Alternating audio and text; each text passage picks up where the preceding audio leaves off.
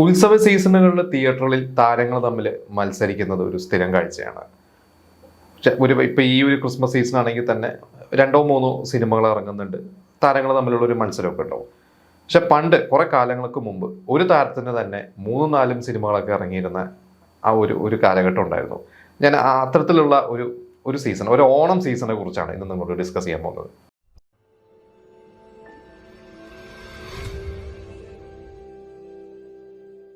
1986 Onam season. അന്ന് ഒരുപാട് സിനിമകളാണ് അന്ന് തിയേറ്ററിൽ ഇറങ്ങിയിരുന്നത്. ശരിക്കും അന്നത്തെ പ്രേക്ഷകർക്കൊക്കെ ഒരു ചാകര തന്നെയായിരുന്നു. അതിലന്ന് പ്രധാനമായിട്ട് പറഞ്ഞത് മമ്മൂക്കയുടെ, അത് 86 എന്ന് പറയുന്ന വർഷം തന്നെ മമ്മൂക്കയുടെ കരിയറിൽ ഒരു വളരെ പ്രധാനപ്പെട്ട ഒരു വർഷമാണ്. കാരണം ഹിറ്റും ഉണ്ട്, എന്നാൽ കുറേ ഫ്ലോപ്പുകളും ഉണ്ട്. അങ്ങനത്തെ ഒരു വർഷമായിരുന്നു.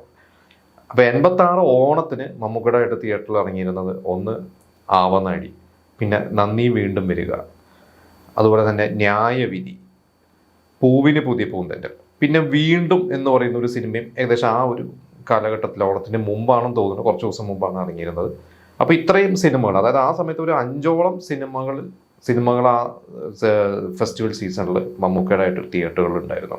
അപ്പോൾ ഇതിൽ ആവനാഴി നമുക്കറിയാം, അത് കാണാത്ത മലയാളികൾ ഉണ്ടാവില്ല. ഐ വി ശശിയുടെ സിനിമ. അപ്പുറത്ത് നന്ദി വീണ്ടും വരിക എന്ന് പറയുന്നത് മമ്മൂക്ക അതിൽ ഇത്തിരി ഒരു കോമഡി ക്യാരക്ടറൊക്കെയാണ് ശരിക്കും ചെയ്തിരിക്കുന്നത്.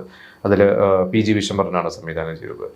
പിന്നെ സായം സന്ധ്യ, ജോഷിയുടെ സായം സന്ധ്യ, ന്യായവിധി, വീണ്ടുമല്ല, എനിക്ക് തെറ്റിപ്പോയതാണ്, വീണ്ടും ഉണ്ടായിരുന്നു, പക്ഷെ ഓണത്തിന് സായം സന്ധ്യയാണ്.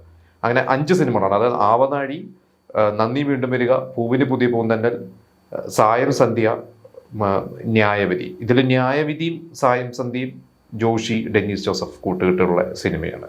പക്ഷെ ഇതിൽ ഈ പറയുന്ന 5 സിനിമകളിൽ ശരിക്ക് പൂവിന് പുതിയ പൂന്തണ്ടൽ ഫാസിലിന്റെ സിനിമയാണ്. അതും വളരെ നല്ലൊരു സിനിമയാണ്. ഇപ്പോൾ നമുക്ക് കാണുമ്പോൾ വളരെ രസകരമായിട്ട് കാണാവുന്ന ഒരു സിനിമയാണ്. ഈ 5 സിനിമകളിൽ ശരിക്കും നമുക്ക് ഗുണം ചെയ്തത് ആവനാഴി മാത്രമാണ്. മറ്റ് 4 സിനിമകളും അന്ന് പരാജയമായിരുന്നു. അതെനിക്കൊണ്ട് പൂവിന് പുതിയ പൂന്തണ്ടൽ അതിന് നഷ്ടം വന്നിട്ടില്ല എന്ന് തോന്നുന്നു. പക്ഷെ ആവനാഴി ആയിരുന്നു അന്നൊരു ഹിറ്റായിരുന്നത്.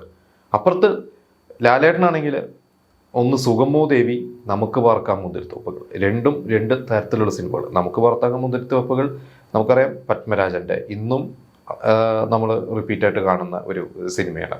സുഗമോ ദേവി ആണെങ്കിൽ അതിൽ ലാലേട്ടനല്ല നായകൻ, ശങ്കറാണ് നായകൻ. പക്ഷേ നമുക്ക് ആ സിനിമയിലും നമുക്ക് ലാലേട്ടനെ മറക്കാൻ പറ്റില്ല. ലാലേട്ടൻ്റെ ആ ഒരു ക്യാരക്ടർ ഭയങ്കര എന്താ പറയുക, കണ്ടിറങ്ങുമ്പോൾ നമുക്ക് ഭയങ്കരമായിട്ട് ഹോണ്ടിങ് ആയിട്ടുള്ള, അല്ലെങ്കിൽ ഭയങ്കര അതിൽ മരിക്കുന്ന ക്യാരക്ടർ നിങ്ങളെന്തെങ്കിലും കണ്ടിട്ടുണ്ടോ? അത് വേണുനാഗവള്ളി എന്ന് പറയുന്ന ആ ഒരു വലിയൊരു കലാകാരൻ്റെ, അദ്ദേഹത്തിൻ്റെ ആദ്യമായിട്ട് ഡയറക്റ്റ് ചെയ്ത സിനിമയാണ്. അദ്ദേഹത്തിൻ്റെ റിയൽ ലൈഫിലുള്ള ക്യാരക്ടേഴ്സാണ് അതിലെല്ലാവരും. അതിൽ ഈ പറഞ്ഞ ലാലേട്ടൻ്റെ ആ ഒരു ക്യാരക്ടർ, മരിച്ചു പോകുന്ന ഒരു ക്യാരക്ടറൊക്കെ ശരിക്കും അന്നത്തെ ഒരു വളരെ ആക്റ്റീവായിട്ടുള്ള ഇവർക്കൊക്കെ ചേട്ടനെ പോലെ എന്നുള്ള ഒരു വ്യക്തിയായിരുന്നു. അത് ശരിക്കും അതൊരു എപ്പിസോഡ് ചെയ്യാനുള്ളതുണ്ട്. പിന്നെ ഉള്ളത് മറ്റൊരു റിലീസ് ബാലചന്ദ്ര മേനോൻ, അന്നത്തെ ഫാമിലി ഡയറക്ടർ, എന്താ പറയുക, കുടുംബ സദസ്സുകളുടെ പ്രിയങ്കരനായ സംവിധായകൻ, ഹിറ്റ് മേക്കർ. വിവാഹിതരെ ഇതിലെ അതിൽ ഒരു പുതിയൊരു നായികനെ ഇൻട്രൊഡ്യൂസ് ചെയ്തു, പാർവതി, നമ്മുടെ പാർവതി ജയറാമിൻ്റെ ആദ്യത്തെ സിനിമയാണ്. അപ്പോൾ ഇത്രയും സിനിമകളാണ് ആ ഒരു ഓണത്തിന് പ്രധാനമായിട്ട് തിയേറ്ററിൽ ഉണ്ടായിരുന്നത്. അതിൽ ശരിക്കും വിന്നറായത് ആവനാഴിയാണ്. പക്ഷെ അപ്പുറത്ത് ലാലേട്ടൻ്റെ ഈ 2 സിനിമകളും അന്ന് തിയേറ്ററിൽ അത്യാവശ്യം ഓടിയതായിരുന്നു. മമ്മൂക്കയ്ക്ക് അന്ന് ഈ പറയുന്ന 4 പരാജയങ്ങളും കിട്ടി. ഇപ്പുറത്ത് ബാലചന്ദ്ര മേനോൻ്റെ സിനിമയും അന്ന് തിയേറ്ററിൽ അത്ര വിജയമല്ലായിരുന്നു. സ്ഥിരമായിട്ടുള്ള ബാലചന്ദ്ര മേനോൻ സിനിമകൾ വെച്ച് നോക്കുമ്പോൾ ഇത്തിരി താഴെയായിരുന്നു ആ ഒരു സിനിമകൾ. പക്ഷെ നമുക്ക് ഈ പറഞ്ഞ ഈ സിനിമകളൊക്കെ ഇന്നും ടി വിയിൽ വന്നു കഴിഞ്ഞാൽ നമ്മൾ കാണുന്ന സിനിമകളാണ്. ഈ പരാജയപ്പെട്ട സിനിമകളൊക്കെ ആണെങ്കിൽ പോലും അന്ന് പരാജയപ്പെട്ടെങ്കിലും പിന്നീട് അതിന് എന്താ പറയുക, അന്ന് ജനിച്ചിട്ടില്ലാത്ത ഓഡിയൻസ് വരെ ഇന്നും യൂട്യൂബിൽ അതൊക്കെ കണ്ട് ഇഷ്ടപ്പെടുന്നുണ്ട്. ഇതിൽ പൂവിന് പുതിയ പൂന്തണ്ടൽ എന്ന് പറയുന്ന ഒരു സിനിമയെക്കുറിച്ച് പറയുകയാണെങ്കിൽ ഇത് മറ്റു ഭാഷകളിലേക്കൊക്കെ റീമേക്ക് ചെയ്തിരുന്നു. അതിൽ സത്യരാജാണ് തമിഴിൽ, പിന്നെ അംബരീഷ്, അതുപോലെ തന്നെ ചിരഞ്ജീവി, ഇവരൊക്കെയാണ് ഓരോ ഭാഷകൾ ചെയ്തത്. ഹിന്ദിയിലും അത് ഉണ്ടായിരുന്നു. ഇതെല്ലാം ആ ഭാഷകളിലൊക്കെ വിജയമായിരുന്നു. പിന്നെ അതിൽ സുരേഷ് ഗോപി വില്ലനായിട്ട് അഭിനയിച്ചിട്ടുണ്ട്. ഇതിൽ പൂവിന് പുതിയ പൂന്തണ്ടലും സുരേഷ് ഗോപി വില്ലനായിട്ടുണ്ട്. സായം സന്ധ്യയിലും സുരേഷ് ഗോപി ഒരു നെഗറ്റീവ് റോൾ ചെയ്യുന്നുണ്ട്. അന്ന് സുരേഷ് ഗോപിയൊക്കെ സിനിമയിൽ വന്ന് തുടങ്ങുന്ന ഒരു സമയവും ഇതുപോലെ വില്ലൻ റോളുകളൊക്കെ ചെയ്യുന്ന ഒരു സമയമാണ്. ഇതിൽ ബാബു ആൻ്റണി പൂവിന് പുതിയ പൂന്തണ്ടൽ വില്ലനായിട്ട് ചെയ്തിട്ടുണ്ട്. ഇതിലെ എല്ലാ ഭാഷയിലും ബാബു ആൻ്റണിയാണ് ചെയ്തിട്ടുള്ളത്. അന്ന് ആ ഒരു സിനിമയുടെ പ്രിവ്യൂ കഴിഞ്ഞിട്ട് ഈ പൂവിന് പുതിയ പൂന്തണ്ടൽ കണ്ടിറങ്ങിയിട്ട് ഫാസിലിൻ്റെ കൂടെ ഫാസിലിൻ്റെ ഫാമിലി ഉണ്ടായിരുന്നു. അന്ന് ചെറിയ കുട്ടിയായിരുന്ന ഫഹദ് ഫാസിൽ വില്ലനായ ബാബുവിനെ കണ്ടിട്ട് പേടിച്ച കഥയൊക്കെ കേട്ടിട്ടുണ്ട്.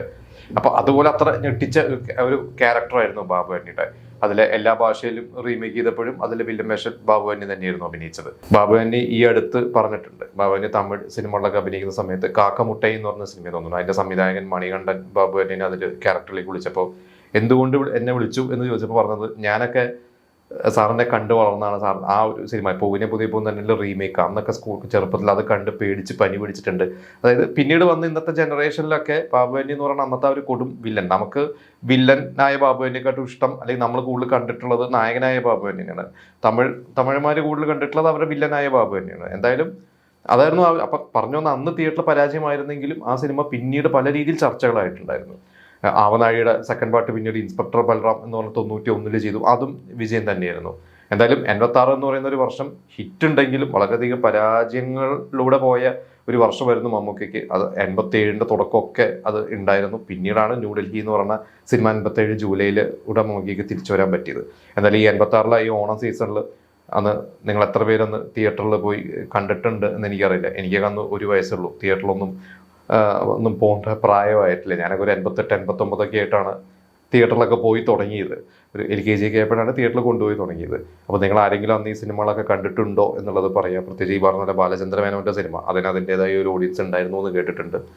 അപ്പോൾ ആവനാഴി കണ്ടിട്ടുണ്ടോ? എന്നാൽ ഈ ഒരു സിനിമകൾ നിങ്ങൾ തിയേറ്ററിൽ കണ്ടവർ അതിനെക്കുറിച്ചുള്ള എക്സ്പീരിയൻസ് പറയുക. അതല്ലാതെ നിങ്ങൾ യൂട്യൂബിൽ പിന്നീട് TV വിയിലൊക്കെയാണ് കണ്ടതെങ്കിൽ ഈ പറഞ്ഞ പരാജയപ്പെട്ട സിനിമകൾ, അതിൽ ന്യായവിധിയും ഒക്കെ എനിക്ക് തോന്നുന്നു അതൊരു നോവലാണ്, അതും ഒരു നല്ല സിനിമ തന്നെയാണ് ന്യായവിധി. സായം സന്ധ്യ ഞാൻ കുറേ നാളുകൾക്ക് മുമ്പ് കണ്ടിട്ടുള്ളതാണ്, ഒരു TV വിയിൽ വന്നപ്പോൾ കണ്ടിട്ടുണ്ട്. അതൊരു ഫാമിലി സബ്ജക്റ്റ് ഒക്കെ തന്നെയാണ്, അത്യാവശ്യം പാട്ടുകളൊക്കെ ഉള്ള ഒരു ഇതായിരുന്നു. എന്തുകൊണ്ട് അതൊക്കെ പരാജയപ്പെട്ടു എന്നുള്ളത് അറിയില്ല. എന്തായാലും നിങ്ങളുടെ എക്സ്പീരിയൻസുകൾ, നിങ്ങളുടെ ഫേവറേറ്റ് സിനിമകൾ നമുക്ക് കമൻറ്റ് ചെയ്യാം.